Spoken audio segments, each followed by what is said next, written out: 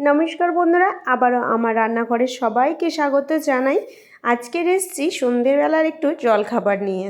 তো আমার ছোট্ট মেয়েটার ভীষণ খিদে পেয়েছে, তাই কি বানাবো ভেবে একটা আলু সেদ্ধ দিয়ে একটা দারুণ 1 কাপ ময়দা কিংবা আটা দিয়ে আমি জলখাবার বানাবো। তো সঙ্গে থাকো।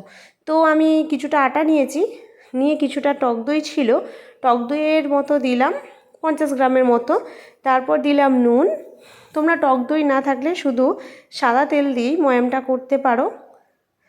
টক দই দিয়ে আটাটা মাখলে আটাটা খুব স্পঞ্জি আর খুব খেতে ভালো হয় জলখাবারটা। তো আটাটাকে আমি ভালো করে আগে মেখে নেব, মানে ময়াম দিয়ে নেব আর কি, এখনই জল দেব না। তো দেখো, এরপর সাদা তেল দিয়েছি, দিয়ে আমি 2 থেকে 3 মিনিট ভালো করে ময়ামের ভাবে মেখে নেব। মেখে নিয়ে তারপরে আমি আস্তে আস্তে আটাটা জল দিয়ে মেখে নেব ভালো করে, খুব বেশি শক্ত করে মাখবো না। দেখো, আমার আটার ডোটা তৈরি হয়ে গেছে। খুব বেশি শক্ত করিনি, হালকা একটু নরম রেখেছিলাম, কারণ এটাকে আবার 5 থেকে 10 মিনিট রেস্টে রাখতে হবে, কিংবা আধ ঘন্টা রাখলে আরও ভালো হয়। তো মাখা হয়ে গেছে। এরপর সাদা তেল হালকা ব্রাশ মতো করে আমি রেখে দিচ্ছি প্রায় আধ ঘন্টার মতো। এরপর একটা আলুকে আমি সেদ্ধ করে নেব। তো একটা আলু আমি 3 পিস একটু সেদ্ধ করে নিচ্ছি, আর সঙ্গে একটা শুকনো লঙ্কা ভাজা করে নিয়েছি। তো তোমরা চাইলে কাঁচা লঙ্কাও মেখে নিতে পারো, সেটা তোমাদের চয়েস। আমি শুকনো লঙ্কাটা একটু নুন দিয়ে হালকা করে মেখে নেব। তো তার সঙ্গে এবার আলুটাকে আমি ভালো করে একটু মেখে নিচ্ছি। আলুটাকে হাত দিয়ে ভালো করে মাখবো। দেখো, আলুটাকে মেখে নিয়েছি। এর সঙ্গে আমি মশলা হিসেবে দিয়েছিলাম নুন, দিয়েছিলাম জিরে আর ধনে গুঁড়ো, এরপর দিয়েছিলাম আমি চাট মশলা, আর দিয়েছিলাম, ভালো করে এটা মাখিয়ে নিয়েছিলাম, নিয়ে শেষে দিয়েছিলাম কিছু ধনেপাতা কুচি। তোমরা চাইলে পেঁয়াজ কুচিও ব্যবহার করতে পারো। একদম ছোট ছোট করে কিন্তু পেঁয়াজটা কুচাতে হবে। তো আমি এখানে পেঁয়াজ কুচি ব্যবহার করিনি, কারণ আমার পুচকিটা একদম পেঁয়াজ গালে পড়লে খেতে চায় না। তো দেখো, আমি আধ ঘন্টা পর ফিরে এসেছি, আটার ডোটা কত নরম হয়েছে।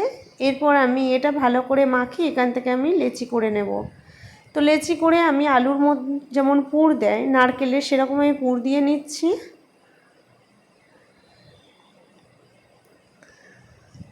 নিয়ে আলুর পরোটাটাকে আমি ভালো করে আগে মুখটা বন্ধ করে দেব,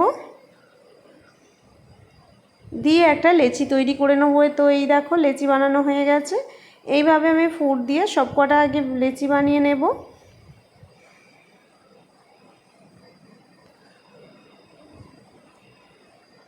পুরটা মিডিয়ামভাবে দেবে, কারণ বেশি দিলে যখন আমরা এই আটার লেচিটাকে বেলবো তখন চারিদিকে ছড়িয়ে একাকার হয়ে যাবে।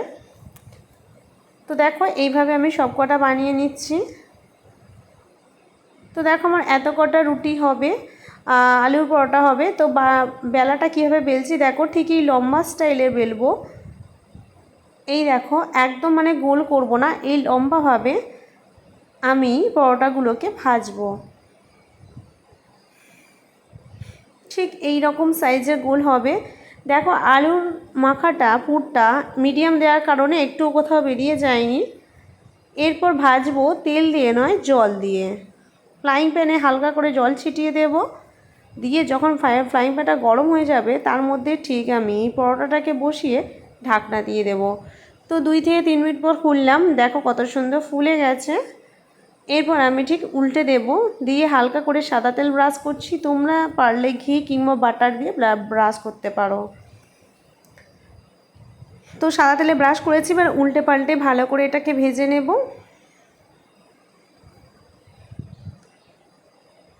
দেখো, উল্টে পাল্টে আমি ভালো করে এটাকে ভেজে নিচ্ছি, নিয়ে এটাকে তুলে রেখে দেব। এটা আমার হয়ে গেছে।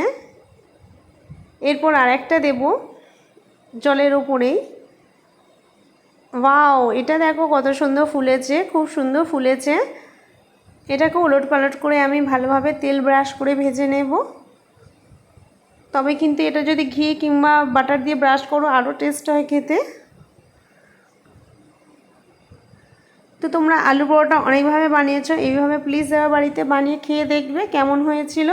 তো ফাইনালি দেখো আমার আলুর পরোটা রেডি। তো কত সুন্দর হয়েছে দেখো, একদম নতুনত্ব একটা দারুণ জলখাবার। তো আজকে ভিডিও এই পর্যন্তই, আবার দেখা হচ্ছে অন্য রেসিপি অন্য ভিডিওতে। টাটা।